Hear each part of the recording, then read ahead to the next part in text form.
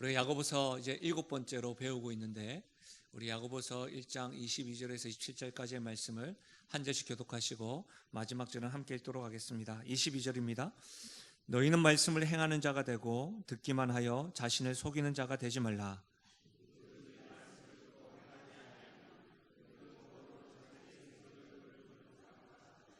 제 자신을 보고 가서 그 모습이 어떠했는지를 곧 잊어버리거니와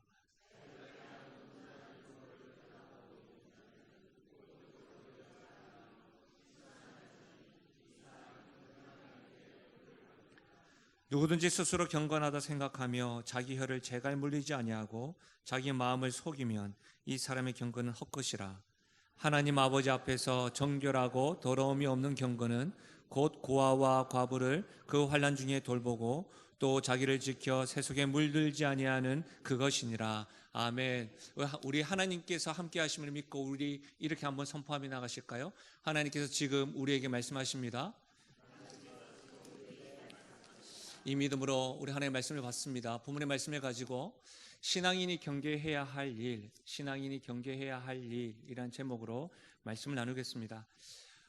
제가 여러분 생활의 달인이라는 프로를 봤어요. 분명히 말씀드리지만 TV로 본 건 아니고요. 유튜브를 통해서 최근에 봤는데 이 생활의 프로, 그 달인이라는 프로 가운데 그 인생 꽈배기 달인이 최근에 했더라고요. 인생 꽈배기 달인. 제가 이렇게 유심히 봤던 이유 중에 하나가 은퇴하신 분이 제2의 인생으로 무엇을 할까 고심을 하시면서 이 꽈배기를 튀기셨대요. 근데 이제 뭐 그런 이야기인데요. 저는 그러면서 어쨌든 달인이시니까 나름의 대박을 이루신 것이죠. 근데 이제 저는 사실 달인 할 때마다 제가 가지는 마음은 저와는 좀 더 다른 분, 좀 다른 존재, 좀 위인 같은 분으로 생각을 했는데 이 생활의 달인을 제가 좀 재밌게 보는 것 중에 하나는 우리 이웃이더라고요. 저와 같이 생활하는 분들이 달인이라고 이렇게 보여지는 모습들 보면 참 재미나더라고요. 그리고 그 삶을 보면서 배우기도 합니다. 근데 여러분 제가 곰곰이 보니까 이 달인이라고 하는 분들의 공통점이 있더라는 거예요. 어떤 일을 하든지 몰입하고 실패하고 다시금 시도하고 오랜 기간 연구하던 모습이 있더라는 거예요. 장기간 연구하더라는 거예요. 그래서 숙련된 사람들을 달인이라고 표현하더라고요. 무슨 말이냐면 오랜 기간에만 있었던 것이 아니고 오랜 기간 그것으로 고심하고 그것으로 씨름하고 그것으로 숙련되어서 또 반복해서 계속 연습하여서 생활의 달인이 되었다는 거예요. 그러면서 여러분 제가 그것을 보면서 제 스스로 하나 질문하게 되었습니다. 나는 그들과 같이 오랜 시간 내가 한 건 없을까라고 질문해 봤어요. 저에게도 있더라고요. 어떤 게 있는지 아세요? 제가 40년 넘도록 한 게 있어요. 신앙입니다. 제가 40년 넘도록 신앙생활을 해왔어요. 그런데 이렇게 질문되더라고요. 오랜 시간 신앙생활을 잘 해오고 있는가? 40년 넘게 반복적으로 예배드리고 말씀 묵상하고 기도하고 찬양하고 선교하고 구제하고 봉사하고 있는데 그 오랜 기간 나는 하나님에 대한 아는 것을 삶으로 드러내는 것, 그것이 나에게는 실력이 되고 신앙의 달인과 같이 되어가고 있는가? 심지어 나의 주변에 있는 사람들, 나의 가족들이나 나의 동료들이나 함께하는 사람들이 나의 모습을 보고 생활의 달인처럼 신앙의 달인이에요 라고 소개하고 있는가? 이런 질문이 되더라는 거예요. 여러분 어떻습니까? 여기는 저보다도 선배님들이 계신데 여러분 신앙생활 얼마나 오래 하셨습니까? 그 기간이 오래된 만큼 반복적인 신앙생활이 여러분을 신앙의 달인으로 지금 가꾸어 가고 있으십니까? 하나님에 대한 알매에 대해서 어떠세요? 지난주보다 오늘이 더 반복적으로 말씀을 들으시면서 주님을 더 알아가며 풍성함이 있으십니까? 아는 말씀이 여러분 삶 가운데 열매로 드러나고 있으신가요? 여러분 주변에 여러분을 신앙의 달인으로 소개하십니까? 여러분 사실요, 신앙, 경건이라는 말은 그렇게 복잡한 말이 아닙니다. 구약에서 신약에 이르기까지 하나님의 말씀이 굉장히 복잡한 듯 하지만 이 말씀을 하나님께서 어렵게 꼬아놔서 그것을 해석하지 못하는 우리들의 모습을 보면서 미소 지으면서 어렵지, 가르쳐 줄까? 내 말 잘 들어야지 가르쳐 줄 거야. 그렇게 하시는 분이 아닙니다. 참으로 분명한 것은 꼬아놓거나 어렵게 만든 것이 아니라 굉장히 심플하고 단순합니다. 무엇이요? 경건이라는 것이요, 신앙이라는 것이요. 우리는 이런 관점으로 오늘 말씀을 보려고 합니다. 야고보서를 배우면서 계속해서 1차적 수신자가 누구라고 했어요? 믿음과 신앙을 지키기 위해서 흩어진 자들에게 하나님이 야고보 사도를 통해서 말씀하신 거예요. 그러면 신앙을 지키기 위하여 우리는 지금 목숨까지는 걸지 않잖아요.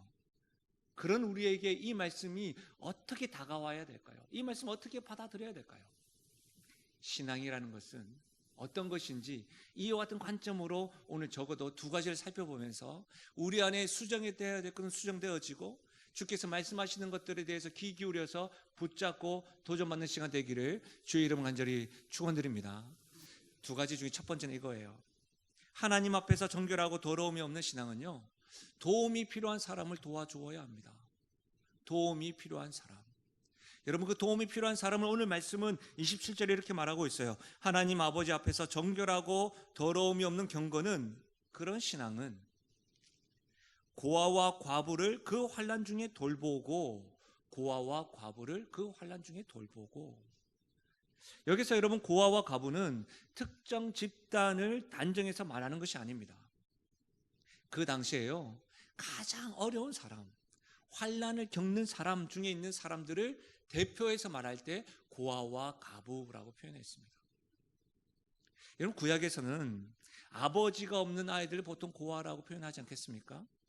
그 아버지가 없다는 말은 뭐냐면 그 가족의 부양자가 없다는 말이에요. 자신들의 권리를 변호할 수 없는 사람이 없다는 것을 말해요. 그러니까 뭐예요? 힘없는 사람들을 가리켜서 고아와 과부, 과부도 마찬가지인 것이죠.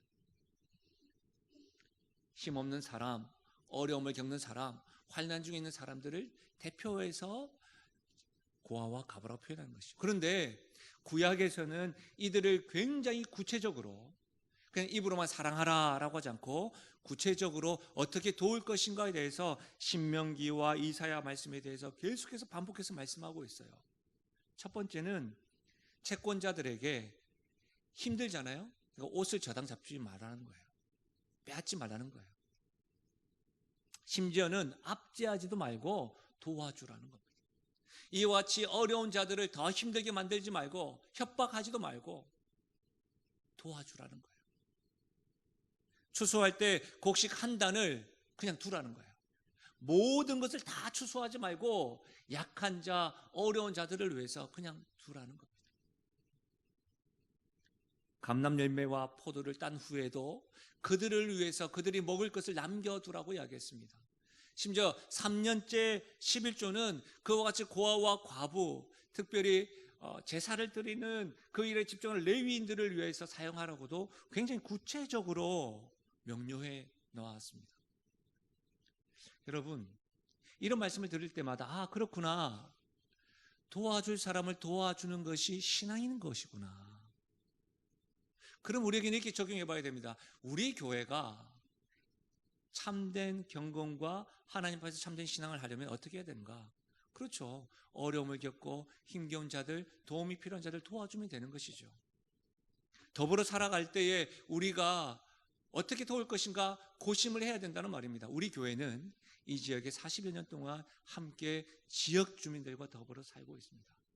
그럼 우리의 고민은 뭐냐면 지역 주민들 가운데 힘겹고 어려운 이들을 어떻게 도울 것인가 고민해야 합니다.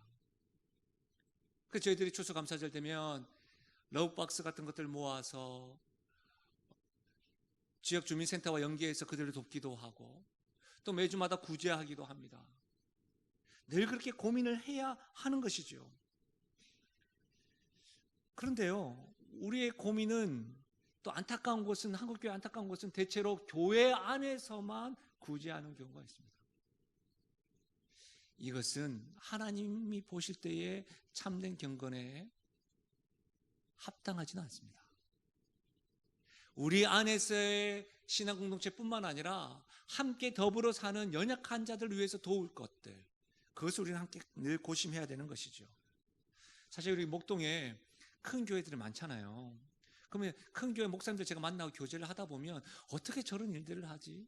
그러면서도 나도 저런 일들을 같이 이전 좀 규모 있는 교회에서 했었는데 참 하고 싶다라고 하다가도, 여러분, 어떤 구제와 봉사와 섬김에 대해서 참 좋은 방법들과 길들이 많잖아요. 그런데 명심해야 될 것은 우리 형편에 맞게끔 해야 돼요.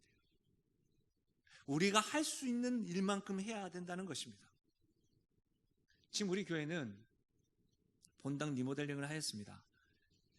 사실 여러분, 손을 보자면 볼 때가 많은 것 같습니다.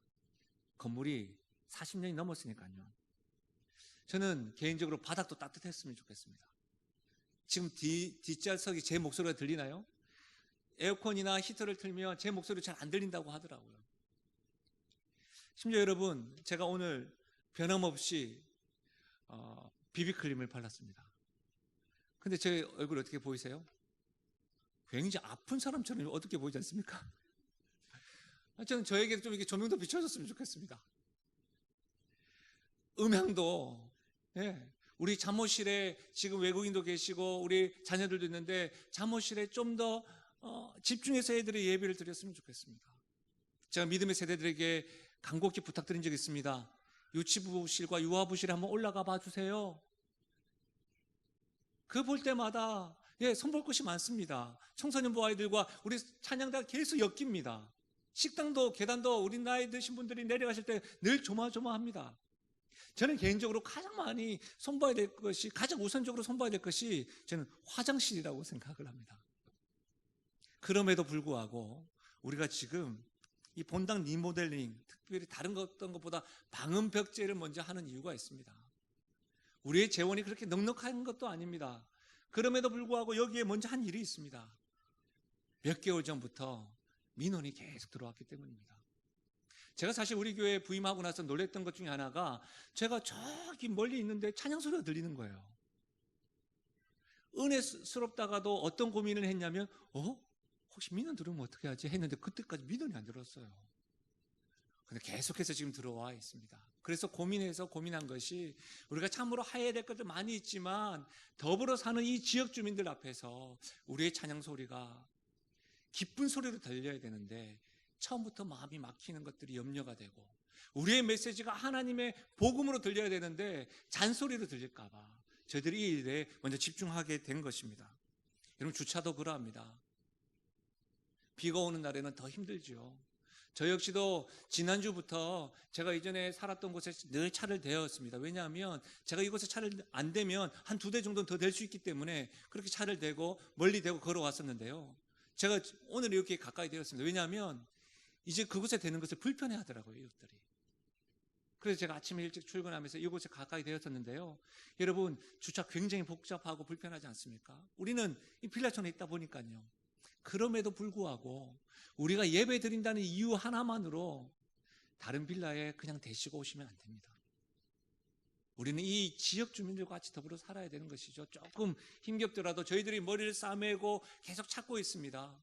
주변에 공영 주차장을 대시고 조금 걸어오시고 하셔야 됩니다. 비 오는 날 우리 아이들을 데리고 우리 젊은 세대들이 올 때 얼마나 불편하겠습니까? 우리 어르신들이 넘어지지 않도록 우리 다 준비해야 되는 것이죠. 여러분, 이와 같은 것들도 연약한 자를 돕는 신앙의 모습이라는 거예요. 특별히 여러분, 저는 여러분들에게 간곡히 부탁드리고 싶은 것이 있습니다. 슬픔을 당한, 특별히 장례 예배를 드릴 때에 함께 해 주십시오. 결혼식에는요, 급한 일 있으시면 축의금만 내시고 안 오셔도 됩니다. 죄송합니다, 결혼 준비하고 있는 분들. 잘 몰라요. 너무너무 바빠가지고 누가 왔는지도 잘 몰라요. 언제 확인하냐면 사진으로 봐요. 근데 사진도 잘 안 봐요. 자기 잘난 것만 보지. 그렇지 않습니까? 그런데요, 여러분 특별히 슬픔을 당하고 위로가 필요한 가정이 있다고 한다면 여러분 함께 해주십시오. 우리 교회는요, 40여 년 동안 이곳에 있었다는 말은 40여 년 동안, 30여 년 동안, 20여 년 동안, 10여 년 동안 같이 동고동락하면서 신앙생활을 하신 분이 있겠죠. 또 이렇게 관계 맺으신 분이 있잖아요. 그런 분들이 있는 반면에 최근에 오신 분들도 있어요. 그러면 어떤 분의 슬픈 부고의 소식을 딱 들으면 우리는 어떤 생각하냐면 나 저분 잘 모르는데, 저분은 내가 힘겨울 때 안 왔는데, 이런 것들이 자연스럽게 생각되어지는 것이 당연하지 않겠습니까? 그래서 여러분, 우리 교회 오래되신 분, 어떤 앞에 나와서 마이크를 많이 잡으신 분들이 슬픔을 당할 때는 많은 분들이 오십니다. 그러나 잘 모르시는 분들 올 때는 굉장히 소소합니다. 신앙이라는 것은 어려움을 당하는 자와 함께 울어주는 겁니다. 그런 어떤 소식이 들리고 여러분에게 소식이 딱 전달되어지면 여러분 분명히 말씀드립니다. 공개적으로 조의금 부조 안 하셔도 됩니다. 그냥 그 자리에서 찬양 불러주고 같이 함께 해주는 것, 이것도 어려움을 당한 자를 돕는 신앙인 것이지요. 저는 우리 교회가 참으로 대형교회가 누릴 수 없는 지역교회와 작은 규모의 교회가 누릴 수 있는 이 따뜻함과 참된 신앙을 이곳에서 많이 경험하셨으면 좋겠습니다. 그러려면 도움이 필요한 자를 돕는 것이 신앙이구나, 저런 소식이 있으면 내가 함께 해야 되는 거구나, 이것이 신앙인의 모습이구나, 이 깨달음이 여러분이 있기를 주의 여러분 축원드립니다. 여러분, 고아와 가부라고 할 때요, 어렵고 환난을 겪는 자만을 이야기하지 않고 한 가지 더 있어요. 하나님의 심판대 앞에 있는 예루살렘과 바벨론에 대해서도 성경은 고아와 과부 같다라고 표현을 했어요. 그럼 정리하면 이렇습니다. 하나님 앞에서의 바른 신앙이라는 것은 어렵고 힘겹고 환난 가운데 있는 자들 도와주는 거예요. 하나님의 심판 가운데 있는 자들에게 도와주는 거예요. 하나님의 심판 가운데 있는 자들을 어떻게 도와주는 것일까요? 하나님에 대해서 관심도 없고 복음에 대해서도 관심 없는 그들에게 어떻게 도와줘야 될까요? 예수님은요, 마태복음 9장 36절에 이렇게 말씀하셨습니다. 무리를 보시고 불쌍히 여기시니 이는 그들이 목자 없는 양과 같이 고생하며 기진함이라. 무리를 보시면서 목자 없는 양과 같이 고생하고 기진하는 모습을 보셨어요. 그리고 불쌍히 여기셨어요. 여러분, 우리가 양에 대한 선입견을 좀 가지고 있는 것 같습니다. 저 역시도 양에 대한 선입견을 가지고 있었는데요, 제가 사실은 뉴질랜드에 좀 살았을 때에 양을 직접 본 적이 있었습니다.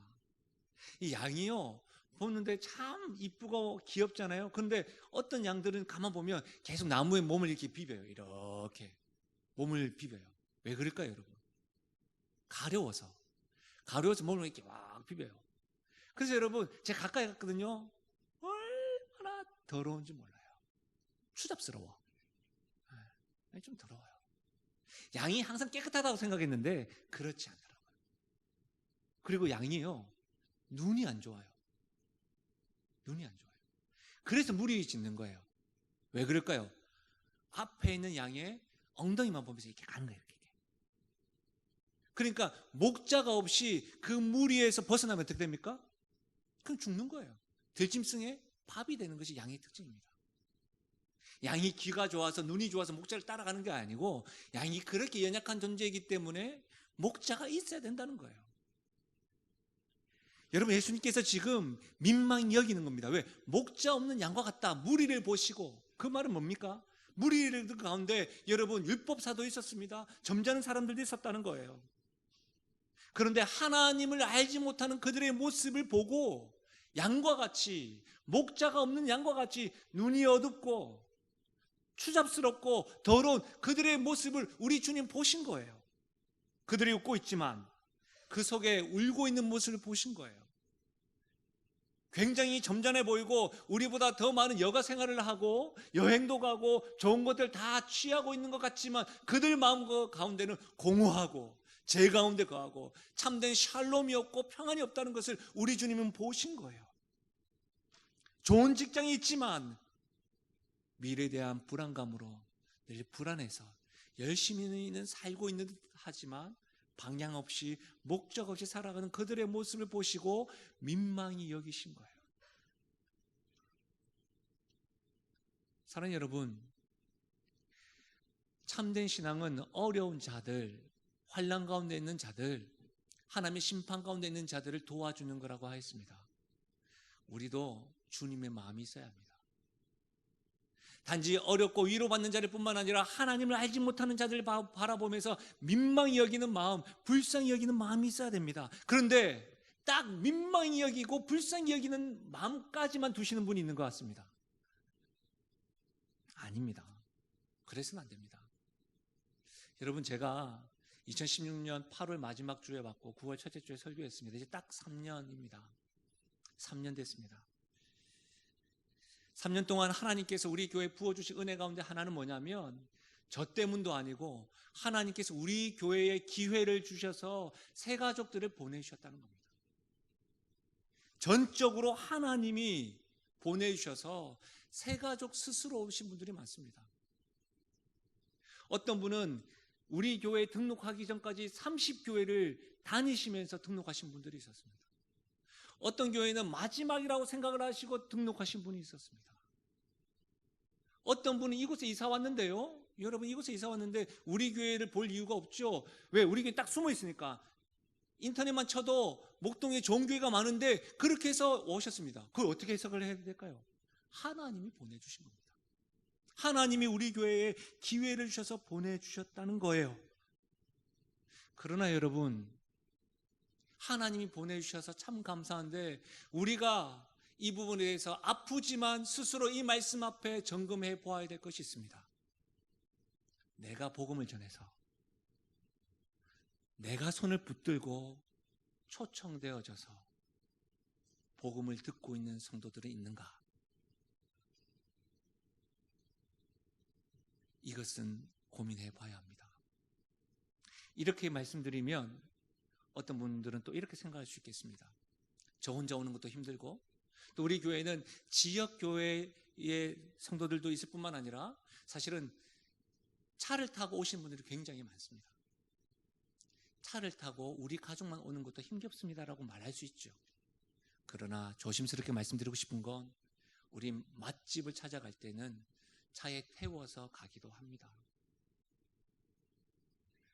참으로 저 영혼이 하나님이 필요하다고 한다면, 저 영혼이 하나님의 심판대 안에 있다고 한다면 우리가 주님을 증거하고 자랑을 하고 복음을 전파해야 되지 않겠습니까?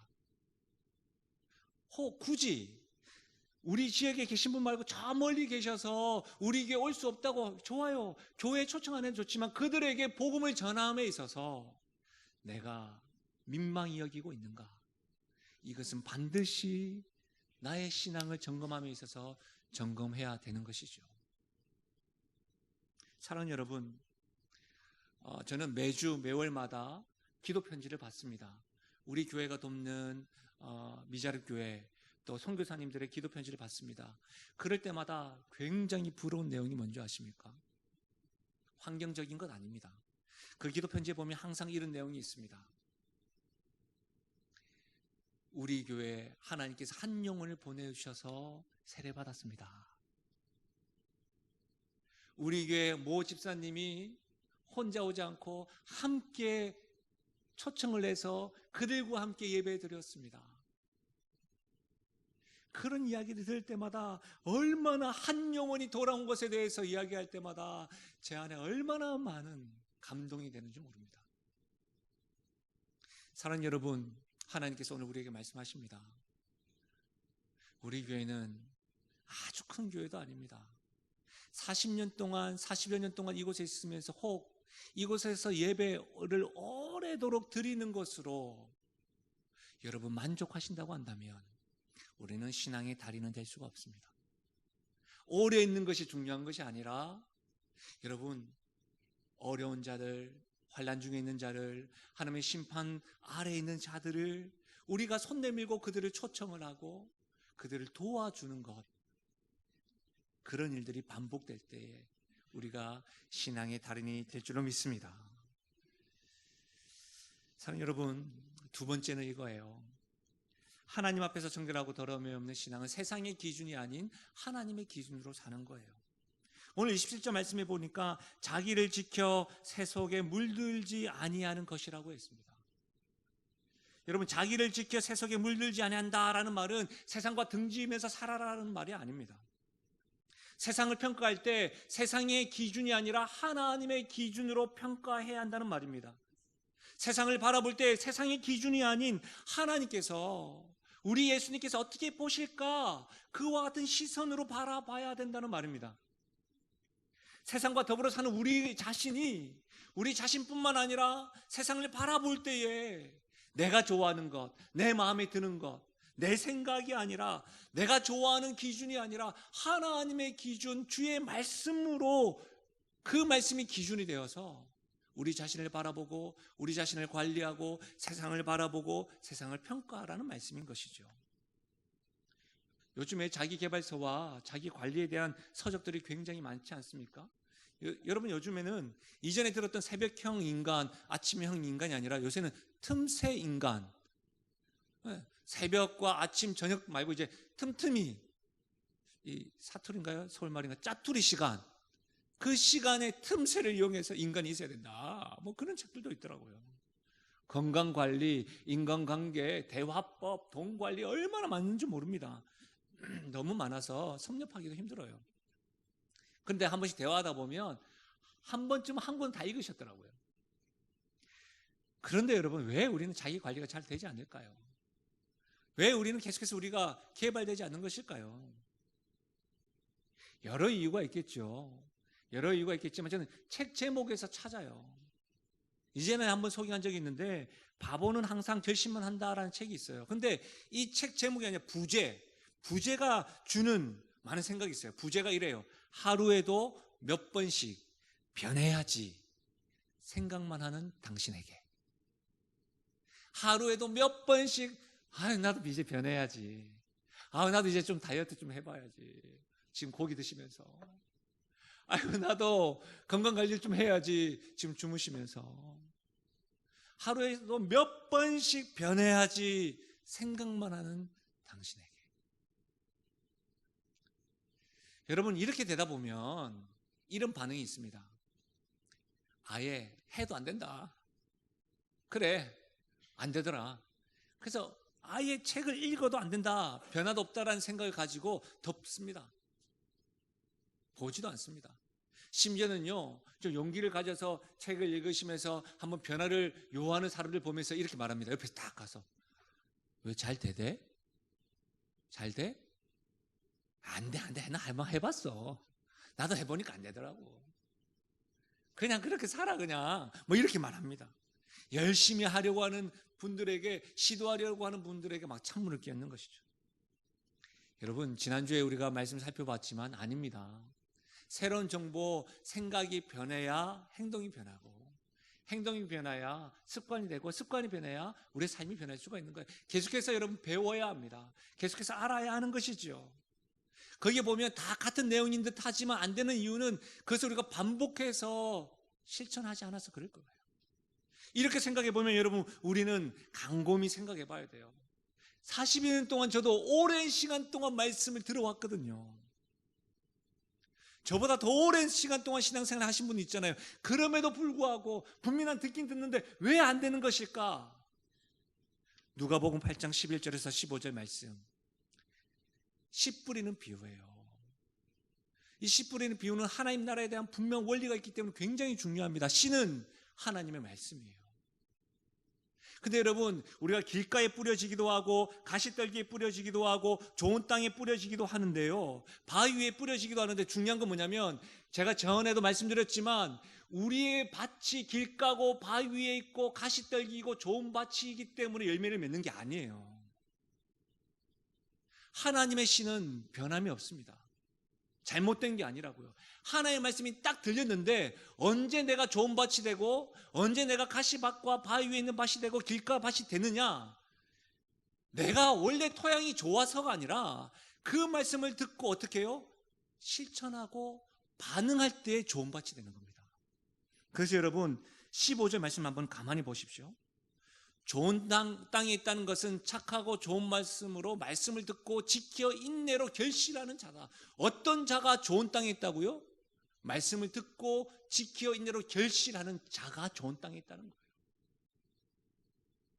그러면 여러분 우리에게 적용을 해봐요. 하나님의 말씀인 시를 40여 년 동안 저에게 적용을 하면 들었다는 거예요. 좋은 책들과 좋은 정보들을 많이 들었다는 거예요. 그런데 왜 제가 잘 안 될까요? 듣고 지키지 않은 것은 아닐까요? 오래도록 머물러 있었는데 우리가 그것을 숙련하면서 우리 스스로 그 말씀을 삶으로 드러내지 않은 것은 아닐까요? 아는 것으로만 멈춘 것은 아닐까요? 아는 것을 삶으로 계속해서 연습을 하고 연습을 해야 하는 것인데 그렇게 하지 않아서가 아닐까요? 사랑하는 여러분, 우리 안에 해도 되고 아니도 되고 그런 생각으로 하나님의 말씀을 등한시해서는 안 됩니다. 변화가 성숙함이 주님을 닮아감이 미흡하다 할지라도 우리는 계속해서 주의 말씀을 들어야 합니다. 그러나 우리가 경계해야 되는 것은 뭡니까? 말씀을 듣는 자리에 있다고 하여서 내가 신앙인이다 라는 것을 경계해야 합니다. 말씀을 듣고 하나님의 뜻을 들으면서 내가 그것을 지키고 행하는 일에 그것을 힘써야 된다는 것을 꼭 명심하셔야 됩니다. 그래서 제가 오늘 본문에서는 27절 말씀을 중심으로 말씀을 전해드리지만 실제로 지난주와 이어서 계속해서 말씀하시는 것은 22절에서 25절에 가만히 한번 보십시오. 어떤 말씀이 반복되어져 있습니까? 너희는 말씀을 행하는 자가 되고 23절에 누구든지 말씀을 듣고 행하지 아니하면 거울로 자기의 생긴 얼굴을 보는 사람과 같을 것이다. 25절에 듣고 잊어버린 자가 아니요 어떤 자요? 실천하는 자니. 실천하는 자리. 오래도록 말씀을 듣는 것이 중요한 것이 아니라 말씀을 듣을 때 그것을 듣고 행하고 지키는 자. 세상에서 더불어서 살아갈 때에 그래야지 우리가 하나님의 기준으로 살아갈 수 있는 것이죠. 먼저 들어야 되겠죠. 그러나 세상의 기준 가운데 하나님 기준으로 계속해서 살아가기를 연습해야 되는 것이죠. 누가복음 10장에 보면 신앙생활 하신 분들이라고 하면 너무나도 잘 아는 선한 사마리아인의 비유의 말씀이 있습니다. 그러나 그 말씀에 예수님께서 마지막으로 하신 말씀은 뭐냐면 너도 이와 같이 하라는 거예요. 근데 여러분 그 질문을 하러 온 사람이 누구냐면 말씀에 대해서 아는 사람이에요. 영생을 얻으려고 하면 어떻게 해야 됩니까? 누가 나의 이웃입니까? 말씀에 대해서 모르는 사람이 아니에요. 율법에 대해서 아는 사람이에요. 율법에 대해서 많이 들었던 사람이에요. 근데 그에게 비유로 말씀하시면서 예수님께서 하시는 말씀이 뭐예요? 너도 그와 같이 행하라는 거예요.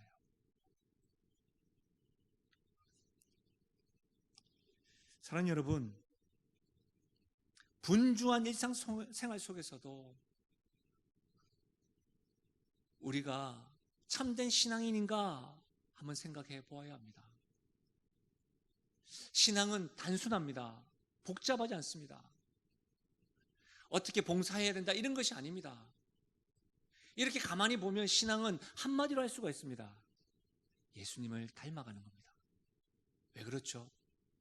예수님은 어려운 자, 환난 중에 있는 자, 하나님의 심판 가운데 있는 자들을 민망히 여기시고 늘 도우셨습니다. 그들을 위해서 치유해 주셨습니다. 고쳐 주셨습니다. 말씀을 전해 주셨습니다. 함께 우셨습니다.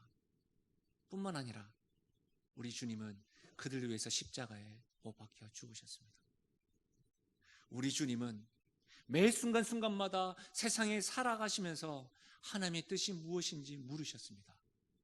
분주한 가운데, 굉장히 분주하고 피곤한 가운데서도 새벽 아침 일찍 일어나셔서 오늘 하루에 하나님의 뜻을 물으셨습니다. 매 순간 가르칠 때에도 내 뜻은 하나님의 뜻이다라는 확신을 가지고 하나님 뜻대로 전하셨습니다. 심지어 삶에 있어서 가장 고단하고 두렵고 공포 가운데 가장 인생 가운데 지워버리고 싶은 그 십자가 전에도 하나님의 뜻을 물어보셨습니다. 하나님의 기준대로 살아가기 위해서. 이렇게 따지고 보면 참된 신앙은 예수님을 닮아가는 겁니다. 예수님을 따라가는 것입니다. 예수님같이 어려운 자들을 돕는 것이고 예수님같이 하나님의 말씀의 기준을 삼고 살아가는 것인 것이죠. 사랑하는 여러분, 신앙 복잡하지 않습니다. 우리 앞에 지금도 예수님의 모습이 있고 우리 앞에 지금도 주의 말씀이 있습니다. 이 말씀을 기억하고 따라가는 저와 여러분 되시기를 주의 이름으로 축복합니다. 여러분 그거 아십니까? 요즘에 1인 가구도 많고 스마트폰 이런 것으로 인해서 문화가 굉장히 많이 변화가 일어나고 있습니다. 저도 여전히 젊은 세대 축에 들면서 그들과 같이 어울리려고 하는데요. 저도 요즘에는 이 스마트폰과 너무너무 급변해가는 이 문화를 따라가지 못할 때가 있어요. 요즘에 여러분 반려견이 굉장히 많잖아요.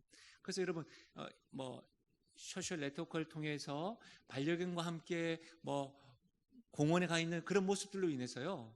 지금 당장 걔는 계속 키울 수 없으니까 반려견을 대여하는 업체가 있어요. 1시간 동안 얼마쯤 반려견을 대여하고 대여해가지고 어떻게 공원에서 사진 한번 찍고 그런 일들이 있다니까요. 그리고 더 놀란 건 여러분 관훈 상제 업체도 있어요. 관훈 상제 업체. 너무너무 바쁘니까 차 안에서 부조하고 분양해요. 그럼 관훈 상제 업체는 어떻게 할까요? 그분의 사진 이런 것도 준비해가지고 차 밖에서 기다리고 있는 거예요. 이런 업체들이 있어요. 쉐어하는 업체들과 이렇게 너무너무 많이 바뀌었어요. 그런데 여러분 장난감을 대신 조립해 주길 바라는 업체도 있어요. 그래서 어플로 해가지고 장난감 대신 조립 좀 해달라고 그럼 돈 주고 조립해 준대요. 게임을 대신 해주는 사람도 있어요. 게임을 자기가 하는 게 아니고 어떤 게임을 하면 또 돈을 좀 받는데 어떤 시간을. 그래서 게임을 좀 대신 해달라는 거야. 여러분 쇼핑 대신하는 것은 이제 말도 아니고요. 얼마 많습니까 여러분? 대신 해주는 것들 요즘에 클릭만 하고 조금만 시간 가지면 해주는 거 많잖아요. 그렇잖아요? 청소 대신하는 건 당연한 건 일이고요. 근데 그거 아십니까 여러분? 신앙은 대신할 수 없어요. 예수님을 닮아가는 건 저도 대신 못 해드려요. 우리가 경계해야 되는 것이 무엇입니까? 오래도록 이곳에 머물면서 직분을 가지면서 목사이면서 말씀과 기도와 나는 신앙생활 참 많이 한다고 하지만 오래만 머물러 있었다고 한다면 우리는 신앙의 달인으로 숙련되지 아니하고 그것을 경험하지 못할 것입니다. 사랑하는 여러분, 우리의 삶 가운데 우리 주님을 닮아가십시다. 참으로 우리가 여기에 오래 머물렀다고 해서 우리의 인격과 우리의 성품과 우리의 삶이 주님을 닮아갔다고 착각하지 않았으면 좋겠습니다. 매일 조금씩 주의 말씀을 실천하고 행함으로 아는 것을 삶으로 드러내므로 우리가 주님이 기뻐하시고 주님 앞에 바른 신앙인으로 살아가는 우리 교회 우리 성도 되시기를 주의 이름으로 간절히 축원드립니다.